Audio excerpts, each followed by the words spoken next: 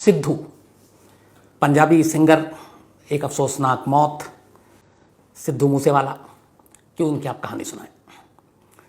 तो हालांकि मैं पंजाबी गाने बड़े कम सुनता हूँ, कभी कभी गाड़ियों में बजता है तो सुन लेता हूँ, लेकिन मैंने कुछ गाने सुने थे और उसकी एक वजह ये भी थी कि शायद क्राइम रिपोर्टर हूँ तो क्राइम से जुड़ी हुई कई चीज़ें कहीं ना कहीं इधर उधर से लोग शेयर करते हैं।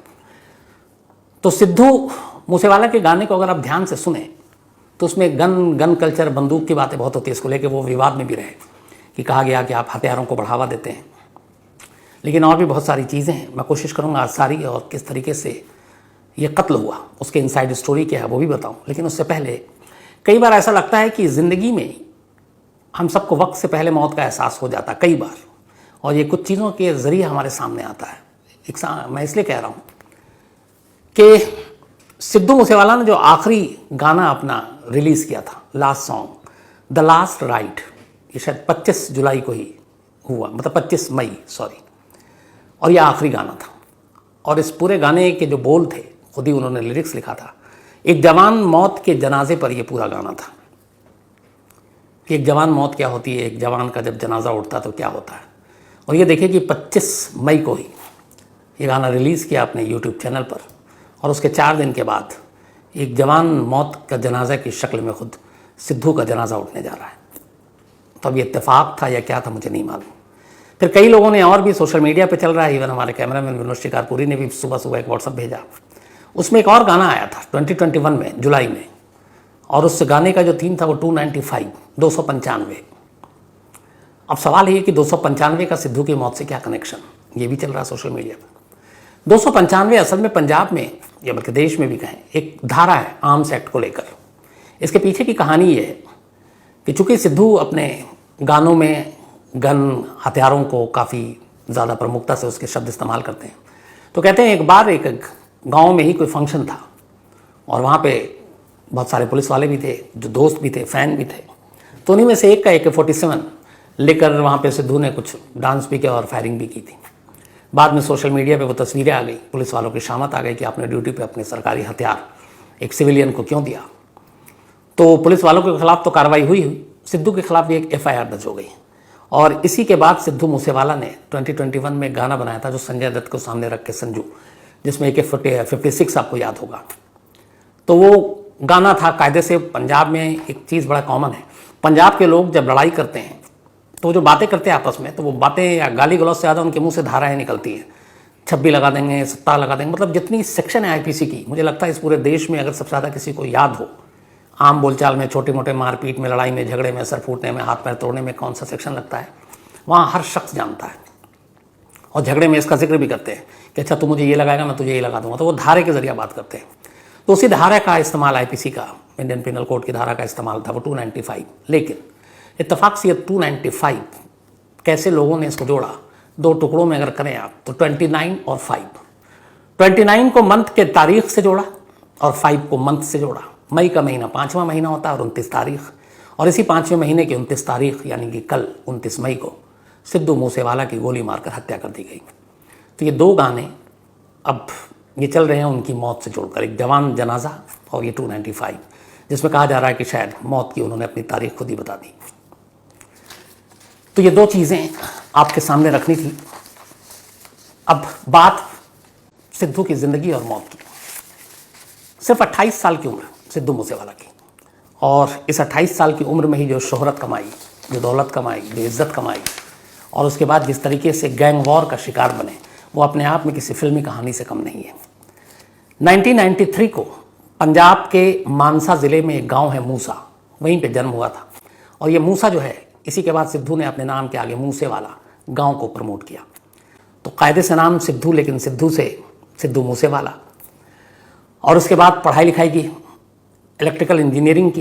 इंजीनियरिंग करने के बाद कनाडा में ही पहला एल्बम निकाला था अपने गाने का, और वो अच्छा खासा एल्बम चला गाना। उसके बाद वो गाना हिट हुआ। फिर इसके बाद और कई एल्बम निकाले। धीरे धीरे पंजाबी सिंगर की जगह पे उनकी एक मकाम उनका बनता गया, और सिद्धू एक न सिर्फ पंजाबी सिंगर के तौर पर बल्कि इंडिया में हर जगह पे एक फेमस हो गए। फिल्म इंडस्ट्री से लेके सब कुछ, सभी को जानने लगे। इसके बाद उनके बहुत सारे एल्बम आए, गाने चले, यूट्यूब पे करोड़ों करोड़ों व्यूज़। इन सब के साथ जिंदगी सब कुछ ठीक चल रही थी, उम्र सिर्फ 28 साल की थी। तो फिर अचानक कोई एक सिंगर, एक एक्टर, एक कलाकार का दुश्मन क्यों बन गया, क्यों सिद्धू की जान ली? तो इसकी पूरी कहानी समझने के लिए पंजाब के गैंग वॉर, गैंग कल्चर और ख़ास तौर पर पंजाब का दिल्ली के तिहाड़ जेल और कनाडा से जो रिश्ता है उसको समझने की ज़रूरत है। इस पूरे मामले में दो चीज़ें हैं। एक, बीच में पहले यह आया कि सिद्धू के मौत के मामले में कहीं खालिस्तान का एंगल तो नहीं है। दूसरा ये कि सिद्धू खुद गैंगस्टर या गैंगस्टरों के साथ दोस्ती एक सिंगर की कैसे है। तो ये सारी चीज़ें थी नहीं जो फिलहाल की इन्वेस्टिगेशन है। तो फिर पूरी कहानी है कि सिद्धू एक कलाकार इस तरह से गोलियों का शिकार कैसे। तो कहानी कुल मिलाकर ये है कि ये दो गैंगस्टर के बीच में, दो गैंग के बीच में एक लंबे समय से दुश्मनी चली आ रही थी। और ये दो गैंग हैं लॉरेंस बिश्नोई और उनके साथ एक जो है वो गोल्डी बरार, लॉरेंस का ही दोस्त है। लेकिन एक दूसरा गैंग है देवेंद्र बांभिया। अब देवेंद्र बांभिया जो है उसकी दुश्मनी है लॉरेंस बिश्नोई गैंग से। अब लॉरेंस की कहानी मैंने आपको सुनाई है। लॉरेंस बिश्नोई एक गैंगस्टर, इस वक्त पंजाब और बल्कि कहें तो हम पूरे नॉर्थ इंडिया का सबसे बड़े गैंगस्टर में से एक में उसका नाम आता है। पंजाब का रहने वाला और पंजाब के फिरोजपुर में पैदा हुआ। बिश्नोई जाति, ये जो लोग होते हैं ये ज़्यादातर राजस्थान में होते हैं, लेकिन लॉरेंस बिश्नोई के फैमिली जो है वो माइग्रेट करके पंजाब पहुंच गए। पंजाब यूनिवर्सिटी से बाकायदा पढ़ाई की लॉरेंस बिश्नोई ने और वहाँ स्टूडेंट्स यूनियन के पॉलिटिक्स में भी रहा, चुनाव लड़ा। लेकिन बीए फाइनल ईयर बल्कि फर्स्ट ईयर में ही एग्ज़ाम देते हुए एक बार नकल करते हुए पकड़ा गया। कहते हैं जब एग्जामिनर ने पकड़ा तो आंसर शीट और वो फर्रा जो हाथ ना आ जाए वो इसलिए सेकंड या फर्स्ट फ्लोर पे एग्जाम चल रहा था, वो खिड़की से कूद गया आंसर शीट लेकर। उसके बाद फिर उसने कुछ क्राइम किया, पकड़ा गया, लेकिन जेल जाने के बाद भी उसे लगा ग्रेजुएशन करनी है तो वो दोबारा फिर आया एग्ज़ाम देने के लिए। और उसने बीए को 3 बार अटेम्प्ट, एक बार तो जेल से हथकड़ी में आया, लेकिन तीनों अटेम्प्ट में वो बीए क्लियर नहीं कर पाया। फिर उसकी गलत लोगों से दोस्ती हुई, सोहबत में पड़ा और धीरे धीरे वो एक गैंगस्टर बनता गया। 2 दर्जन से ज़्यादा, करीब 20-30 से ज़्यादा उसके ऊपर कत्ल, रंगदारी, एक्सटॉर्शन, किडनैपिंग, ये सारे मामले उसके ऊपर दर्ज हैं। पंजाब में जितने ये सिंगर हैं पंजाबी या फिर बिजनेसमैन हैं, इन तमाम लोगों से कहते हैं कि वो उगाही करता है करोड़ों रुपए की। उसका अपना गैंग है, लेकिन कुछ मामलों में वो पकड़ा गया और अभी इस वक्त लॉरेंस बिश्नोई दिल्ली की तिहाड़ जेल के जेल नंबर 8 में बंद है। और उसी का एक दोस्त है काला जठेड़ी, जो सुशील कुमार पहलवान का कत्ल हुआ था उस वक्त वो स्पेशल सेल ने उसे पकड़ा था। तो काला जठेड़ी उसी के गैंग का है। लेकिन उनमें एक और नाम है, गोल्डी बरार, जो लॉरेंस बिश्नोई का खास आदमी है, लेकिन ये थोड़ा दूसरा है। ये भी पंजाब का रहने वाला गोल्डी बरार, पंजाब के एक अच्छे परिवार से, लेकिन फिर ये चला गया कनाडा। और कनाडा जाने के बाद वो एक तरह से कनाडा का गैंगस्टर बन गया। लेकिन पंजाब में इसके अपने गैंग के भी साथी थे, क्योंकि जुर्म की दुनिया में ये पहले से था। इस दौरान में लॉरेंस बिश्नोई से भी इसकी दोस्ती हुई, उसके गैंग की दोस्ती हुई। अब पंजाब का एक गैंगस्टर कनाडा में और एक दिल्ली में, लॉरेंस बिश्नोई, वो कभी तिहाड़ कभी बाहर, ये दोनों मिलकर पंजाब में उगाही करने लगे। खासतौर पर इनके निशाने पर होते वो लोग जो स्टार होते, पैसे कमाते। और पंजाब का आपको पता है, पंजाबी गाना, पंजाबी रैप, पंजाबी सिंगर बहुत बड़ी तादाद में हमारे सामने आते हैं और अच्छा खासा कम वक्त में खूब पैसे कमाते हैं। तो ऐसे पंजाबी सिंगर और रैपर के ऊपर भी इन गैंगस्टर की नज़र होती है और वो उनसे प्रोटेक्शन मनी के तौर पे पैसे मांगते हैं। तो शुरुआत में सिद्धू मूसेवाला से भी पैसे मांगे गए। सिद्धू मूसेवाला ने साफ देने से मना कर दिया, लेकिन फिर भी ठीक चल रहा था। फिर धमकियाँ आनी शुरू हुई, फिर उधर गोल्डी से भी धमकियाँ आनी। फिर इसने भी कहा कि मैं भी अपने गन हमेशा लोड रखता हूँ। अब जो आदमी गाने में ही गन कल्चर और गन की बात कर रहा है तो उसकी ज़ुबान पे भी ये बातें होती हैं। तो मूसेवाला इन धमकियों से कभी डरा नहीं। धीरे धीरे वक्त बीता, लेकिन सब कुछ ठीक चल रहा था। हालांकि कुछ उसने अपने सिक्योरिटी गार्ड भी रखे हुए थे, लेकिन हालात बदले 2020 के बाद से ही। एक तो एक्सटॉर्शन देने से मना करने की सारी बातें थी ही थी, लेकिन इसके बाद 2021 में एक अकाली नेता और लॉरेंस बिश्नोई का एक खास, जिसका कत्ल हो गया मोहाली में, 2021 की बात है। तो लॉरेंस बिश्नोई के खास और अकाली के साथ, पार्टी के साथ कनेक्शन, उसका कत्ल कर दिया गया। इस कत्ल के बाद जब जांच हुई तो उसमें पता चला कि इस कत्ल के पीछे जिस शख्स का हाथ है उनमें से एक सिद्धू मूसेवाले का मैनेजर है। तो शुरुआत हुई इन दोनों के बीच जो दुश्मनी की, सबसे गहरी दुश्मनी की, वो 2021 में अकाली नेता और लॉरेंस बिश्नोई के करीबी, जिनका नाम था विक्की मिद्दू खेड़ा। विक्की मिद्दू खेड़ा की 8 अगस्त 2021 को मोहाली में हत्या कर दी गई। अब तब तक कुछ मालूम नहीं था कि हत्या क्यों हुई, लेकिन पुलिस की तफ्तीश हुई। एक शख्स था जिसका नाम था शाहरुख, ये लॉरेंस बिश्नोई के लिए काम करता था। इसने पुलिस को स्टेटमेंट दिया कि इस कत्ल के पीछे सिद्धू मूसेवाला के जो मैनेजर है शगनप्रीत, उसका हाथ है। अब ये खुलासा पहली बार आया कि एक पंजाबी सिंगर का मैनेजर और एक कत्ल में शामिल, वो भी लॉरेंस बिश्नोई गैंग के करीबी एक शख्स का, अब जो नेता भी है। ये बात पुलिस को पता चली, लेकिन पुलिस को सबूत में कुछ इससे पहले कि मिलता है वो शगनप्रीत तक पहुंचते, सिद्धू का मैनेजर शगनप्रीत इंडिया छोड़कर ऑस्ट्रेलिया भाग गया। बात अब तक भी कुछ नहीं थी, लेकिन फिर थोड़े वक्त के बाद पता चला कि शगनप्रीत, लॉरेंस बिश्नोई और उसके गैंग को यह एहसास हुआ कि शगनप्रीत यानी अपने मैनेजर को ऑस्ट्रेलिया भगाने में इंडिया से सिद्धू मूसेवाला ने उसकी मदद की है। जब ये बात पता चली तो फिर सीधे सीधे लॉरेंस बिश्नोई ने इसको अपने ऊपर दुश्मनी के तौर पर ले ली कि हमारे जो खास आदमी हैं उसके कातिल को सिद्धू ने पनाह दिया और उसे देश से भगा दिया। हालांकि इस बात के कोई सबूत नहीं है कि सिद्धू मूसेवाला ने ही शगनप्रीत को इंडिया से भगाया था, लेकिन ये पहली चीज़ थी। इसी बीच में एक एल्बम आया था, एक और गाना था सिद्धू मूसेवाले का, और उस गाने का नाम था बम्बिहा बोले। यूट्यूब पर भी अगर आप देखें तो करोड़ों में इसके व्यूज़ हैं। और बम्बिहा बोले ये गाना, अब जब बम्बिहा बोले गाना आया तो इसको भी लॉरेंस बिश्नोई ने ऐसे ले लिया कि ये हमारा जो राइवल गैंग है ये उसको हीरो के तौर पर एक गाने के जरिए पेश कर रहा है। अब बम्बिहा बोले एल्बम का नाम था, और इत्तेफाक कहिए या बदकिस्मती कहिए कि लॉरेंस बिश्नोई गैंग की दुश्मनी जिस गैंग से सबसे ज़्यादा थी, 36 का आंकड़ा था, उसका नाम देवेंद्र बम्बिहा था। तो गाना बम्बिहा बोले और एल्बम का नाम सिद्धू मूसेवाला का कि देवेंद्र बम्बिहा के ऊपर। तो ये चीज़ को लॉरेंस बिश्नोई लगा कि ये देवेंद्र बम्बिहा के करीबी है, और देवेंद्र बम्बिहा और लॉरेंस बिश्नोई में 36 का आंकड़ा, तो जो जिसका करीब वो दूसरे का दुश्मन। यही बात लॉरेंस बिश्नोई को भी लग गई। तो अब दो चीज़ें एक साथ हुई, एक लॉरेंस बिश्नोई के सबसे बड़े दुश्मन देवेंद्र बम्बिहा की अपने म्यूजिक एल्बम में तारीफ और ये कि शायद उसकी नज़दीकी, और दूसरा उसके करीबी के कत्ल के लिए जो जिम्मेदार वो मान रहा था सिद्धू का मैनेजर शगनप्रीत, वो ऑस्ट्रेलिया भाग गया और उसके लिए भी वो सिद्धू को जिम्मेदार। इन दो चीज़ों ने लॉरेंस बिश्नोई को सिद्धू मूसेवाला का दुश्मन बना दिया। अब इसके बाद लॉरेंस बिश्नोई ने कनाडा में अपने साथी गोल्डी बराड़ को संपर्क किया। गोल्डी बराड़ ने इसके बाद सोशल मीडिया के जरिए सीधे धमकी देनी शुरू कर दी सिद्धू को, और सिद्धू ने भी उसका पलट के जवाब दिया। उसने कहा कि अगर तुम समझते हो कि हमें गोली मारोगे तो मैं भी हमेशा अपने हथियार लोड रखता हूँ। तो ये धमकियों का सिलसिला चलता रहा, जवाब का सिलसिला चलता रहा, लेकिन इस बीच में फिर सिद्धू ने सिक्योरिटी मांगी और पंजाब सरकार ने, पंजाब पुलिस ने उसे 6 कमांडो दिए पंजाब पुलिस के, जो उसकी सुरक्षा करते थे। फिर खतरा ज़्यादा था, अपने लिए बुलेट प्रूफ कार भी खरीद ली गाड़ी सिद्धू ने। इसके बाद गाने हिट हुए, पॉपुलर। तो अभी जो लास्ट चुनाव हुआ पंजाब में, उसमें मानसा से बाकायदा कांग्रेस पार्टी ने सिद्धू मूसेवाला को टिकट दिया उस विधानसभा से चुनाव लड़ने के लिए, लेकिन वो चुनाव करीब 63,000 वोट से सिद्धू मूसेवाला हार गए। और उनको हराकर जो शख्स, जो आम आदमी पार्टी का कैंडिडेट जीता, वो बाद में वहाँ का हेल्थ मिनिस्टर बना, लेकिन अभी पिछले हफ्ते करप्शन की वजह से मंत्री पद चली गई, उनको हटा दिया है भगवंत सिंह मान वहाँ के चीफ मिनिस्टर ने, और अब शायद जेल जाने की नौबत है। तो ये सारी चीज़ें चलती रही। अब आम आदमी पार्टी की नई सरकार आई।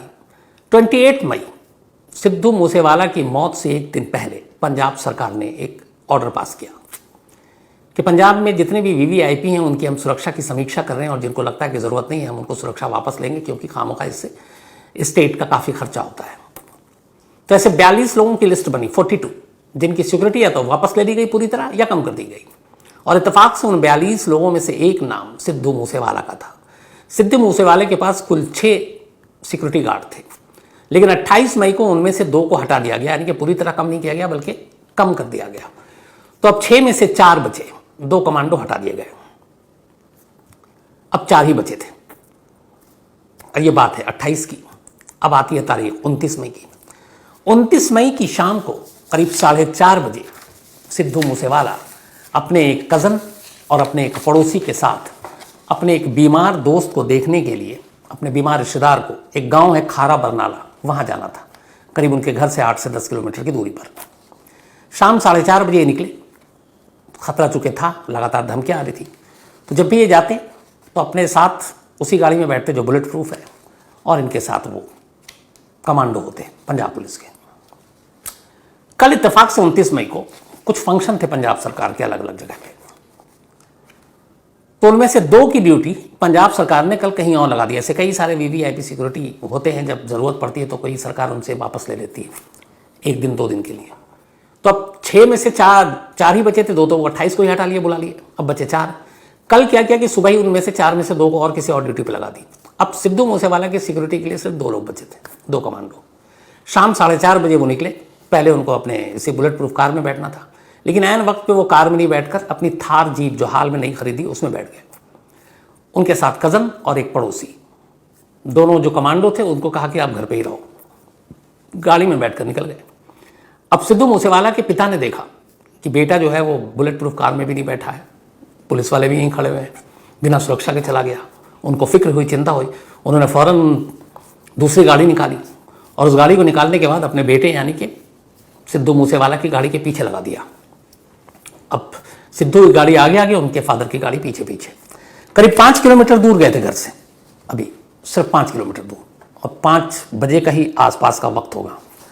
तभी वहां 5 किलोमीटर दूर एक कोई नजदीकी गांव था। उसी गांव के पास अचानक एक बोलेरो कार ने गाड़ी का रास्ता रोक लिया आगे से, एक कार ने पीछे से। और इससे पहले कि सिद्धू को समझ सकते, उनमें से लोग दरदराते हुए उतरते हैं। सबसे पहले थार गाड़ी के टायर पे गोली चलाते हैं ताकि वो भगा के ना ले जाए, और इसके बाद बोलेरो का निशाना लेकर अंधाधुंध फायरिंग शुरू हो जाती है। पिता की गाड़ी पीछे है और वो देख रहे हैं।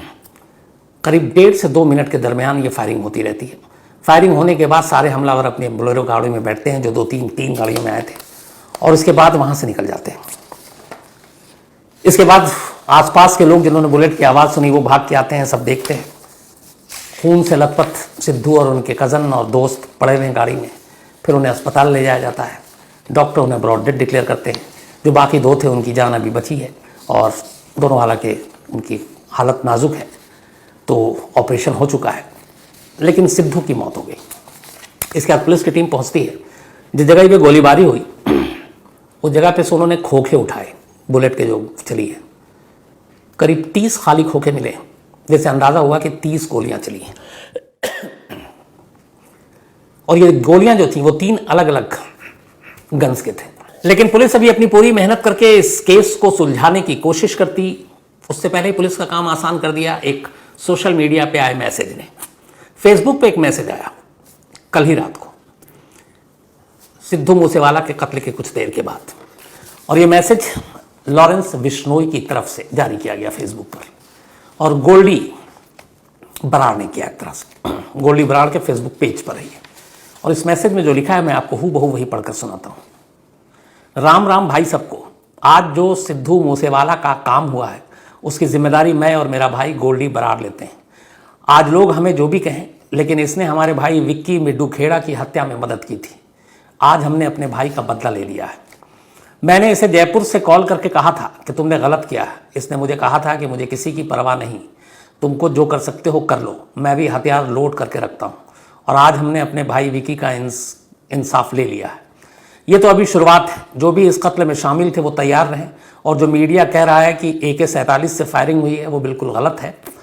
फेक न्यूज़ ना चलाएं। आज हमने सबके भ्रम को दूर कर दिए हैं। जय बलकारी।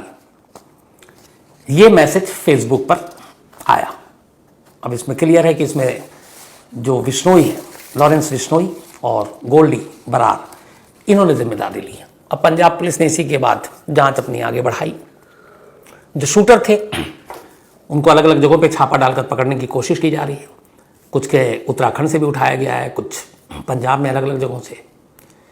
और पुलिस का यही मानना है कि सिद्धू मूसेवाले के कत्ल 2 गैंग के बीच की लड़ाई और एक गैंग के करीबी के कत्ल में सिद्धू मूसेवाले के जो मैनेजर हैं उसका हाथ होना और फिर उसका ऑस्ट्रेलिया भागना, यही मोटिव है, और यही चीज़ मैसेज में लिखा है। अब जब तक ये लोग पकड़ाते नहीं हैं तब तक पूरी कहानी जो है वो सामने नहीं आएगी। कुछ टीमें लॉरेंस बिश्नोई से तिहाड़ में भी बात करने वाले हैं, लेकिन हैरानी इस बात की है कि तिहाड़ जैसे जेल में भी इससे पहले कितनी बार बोल चुका हूँ कि लॉरेंस बिश्नोई बंद है और भी गैंगस्टर बंद हैं, लेकिन जेल से अंदर से अपना सारा धंधा चलाते हैं, इशारा देते हैं, कत्ल करने का सुपारी निकालते हैं। कैसे मैन टू मैन कांटेक्ट तो कम ही होता है, तो फिर मोबाइल और ये सारी चीज़ें, इसका मतलब है कि जेल के अंदर इन लोगों को सारी सुविधाएं मिलती हैं, इसी वजह से इनकी दुकान चलती है, लोगों की जान जाती है। तो इसके बारे में भी एजेंसियों को और बाकी इन्वेस्टिगेटिव जो टीमें हैं उनको देखना चाहिए, और तिहाड़ में अगर लॉरेंस बिश्नोई के कुछ स्टाफ इस तरह से मदद कर रहे हैं वो भी देखना चाहिए। और दूसरा, कनाडा में बैठा गोल्डी बराड़, जिसको न मालूम कितने मामलों में वो वांटेड है यहाँ पे, अभी पिछले महीने ही एक अदालत ने पंजाब की उसके खिलाफ नॉन बेलेबल वारंट इशू किया है। अब देखिए वो कब हाथ आता है। कुल मिलाकर एक अफसोसनाक कत्ल, एक सिंगर जिसकी उम्र सिर्फ 28 साल, और इस तरह से उसकी जान ली गई। सिद्धू मूसेवाला ने सिर्फ कुछ ही वक्त में इतने सारे गाने गाकर जो पॉपुलैरिटी हासिल की है, उसमें से जो उनके गाने खासतौर पर बहुत सारे लोगों ने पूछा भी था मेल करके कि कौन कौन से क्या गाने, तो जो पहचान मिली थी वो 2017 में एक गाना आया था उनका सो हाई, और इस सो हाई गाने से ही पहली बार पॉपुलैरिटी मिली। कहते करीब 50 करोड़ यूट्यूब पे व्यूज़ थे या उससे ज़्यादा ही। इसके अलावा टोचन एक दूसरा एल्बम आया, गाना आया। फिर जड़ता मुकाबला, ये भी गाना काफ़ी हिट रहा। देन 2222 ये गाना भी काफ़ी हिट रहा। फिर आया जेलान और ये भी हिट रहा। बम्बिहा बोले, जो मैंने आपको कहा कि वो जितेंद्र बम्बिहा जो एक गैंगस्टर जिसकी वजह से लॉरेंस बिश्नोई की लड़ाई, तो वो बम्बिहा बोले को उसने समझा कि उसको हीरो बना रहे हैं। इसके अलावा bad fellow, then legend, then devil, ये वो सारे गाने हैं जो हिट रहे। फिल्म इंडस्ट्री के जितने बड़े बड़े सिंगर हैं, जो एक्टर हैं, इवन अजय देवगन से लेके कपिल शर्मा और बाकी लोग और जितने सिंगर, उन सभी ने अफसोस जताया और वो सभी कहने की शौक है कि इस तरीके से हुआ है। अब पंजाब में इसके बाद ये उठ रहा है कि क्या गैंग वॉर और गैंगस्टर एक बार फिर से सर उठाने लगा है। तो ये सारी चीज़ें हैं, लेकिन जो भी हो, जो हुआ अच्छा नहीं हुआ। तो ये थी कहानी आज सिद्धू मूसेवाला के कत्ल की, उनकी ज़िंदगी की। अब कहानी खत्म, तो आज कहानी में इतना ही। अब आपसे मुलाकात होगी कल रात 9 बजे किसी नई कहानी के साथ। तब तक अपना ख्याल रखिएगा। Thank you very much. आपको इन्वेस्टिगेशन और सम्स स्टोरी सुनना पसंद है तो वीडियो को लाइक, शेयर और सब्सक्राइब करें और अपने परिवार का ध्यान रखें। धन्यवाद।